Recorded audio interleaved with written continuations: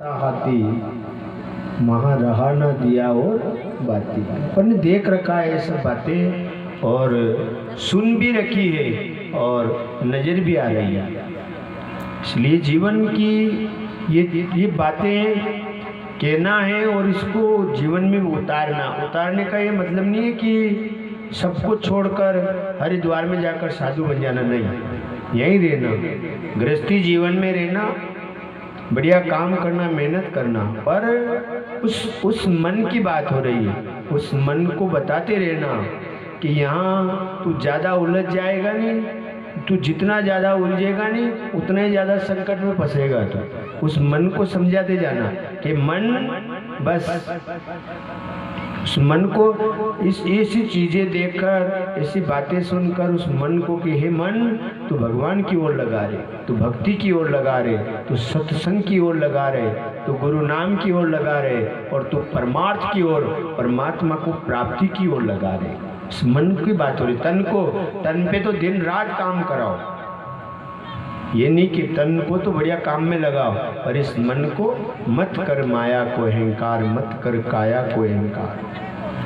वास्तव में माया का भी अहंकार नहीं करना और काया का भी अहंकार नहीं करना।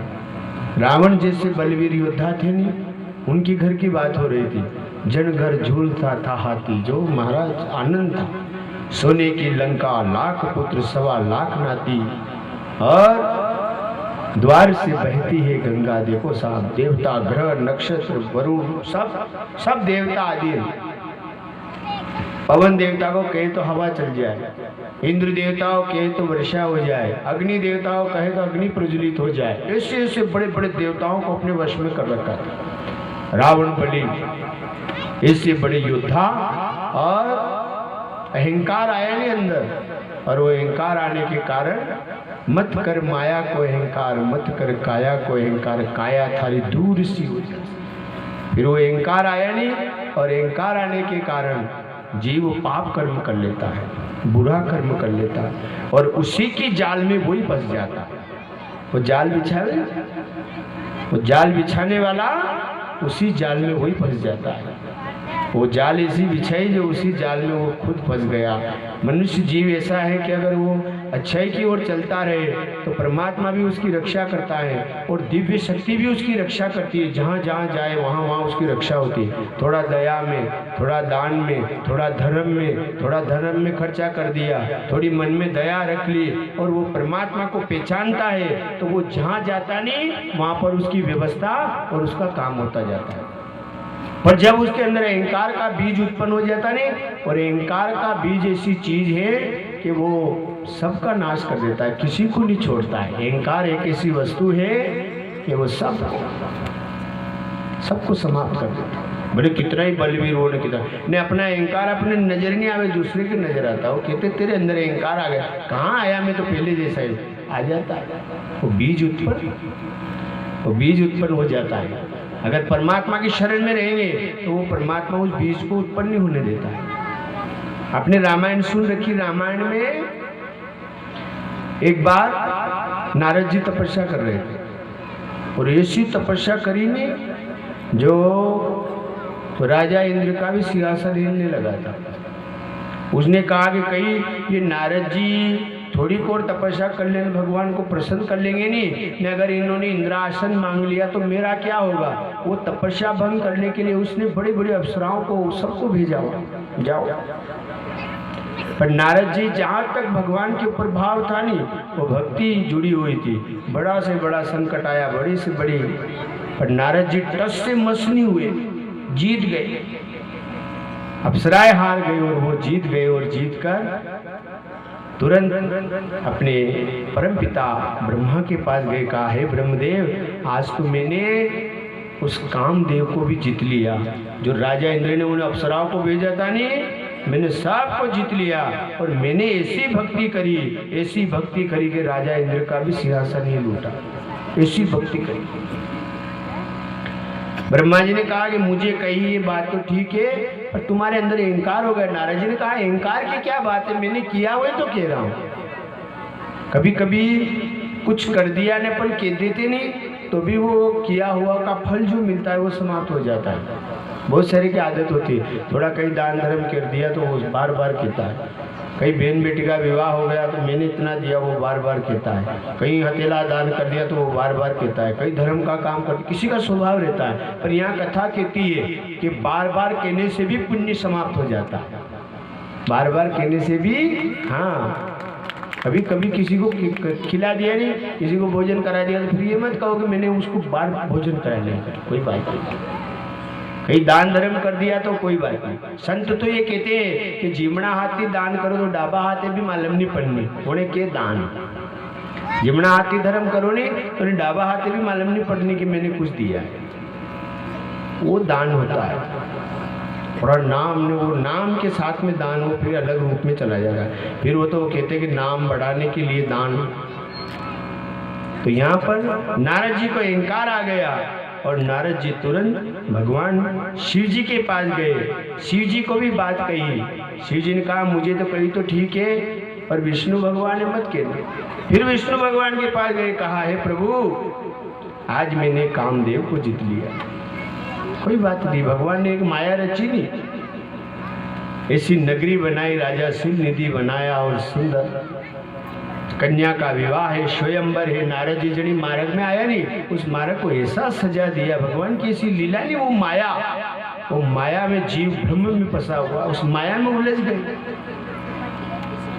और उलझने के बाद में गए नहीं वहां भगवान के पास कि महाराज ऐसा स्वयंवर हो रहा है, मेरा विवाह करना है। तो भगवान ने कहा जिससे मेरा भला हो जाए आप मुझे ऐसा रूप दे दीजिए। तो भगवान ने कैसा रूप दिया? बानर का रूप दिया। कल कथा सुनी थी ना पंडित, राम जी हनुमान जी, भक्ति ऐसी मार्ग, जैसे गोपियाँ थी कृष्ण अवतार में और राम अवतार में भक्त के बिना भगवान अधूरे रहते हैं, और राम अवतार में हनुमान जी महाराज, जिन्होंने हर संकट में रक्षा कर। और ऐसा कोई काम नहीं था जो हनुमान जी ने नहीं किया। 100 योजन लांग गयो क्षण माई, 100 योजन समुद्र को एक क्षण में लांग गए, तुरंत पार कर दिया और सीता माता का पता लगा कर आ गया। जब संकट आया नहीं लक्ष्मण जी के, तो तुरंत धवलागिरी कर पर धर लायो, भोर ना हो पाई। धवलागिरी उस पूरी पहाड़ को धर कर ले आए और भोर यानी तिन्नी उगाड़ी उससे पहले लेकर आए। आपने सुन रखी राम कथा, वास्तव में वो हनुमान जी आज भी हैं। आज भी जब राम जी वापस अपना समय गया और समय के बाद में वापस राम जी अपने धाम को गए नहीं, तो हनुमान जी को वहीं उन्होंने कहा कि आपको यहीं रहना है। तो आज भी हनुमान जी हर गांव की दक्षिण दिशा में रहते हैं और दक्षिण दिशा में जिनका मुख रहता है, और वो आज भी संकट में जीव की रक्षा करते हैं। हनुमान जी आज भी आप अगर भाव से पूजा करो, भाव से चोला चढ़ाओ, बढ़िया हनुमान चालीसा करो, तो आज भी वो मूर्ति चैतन्य रहती है। और आज भी कौन सो संकट जगमाई, जो नहीं हो तो तात तुम पाई। ऐसा कोई भी संकट नहीं है जिस संकट का हरण बीरबली हनुमान जी नहीं कर सकते, सब कर सकते।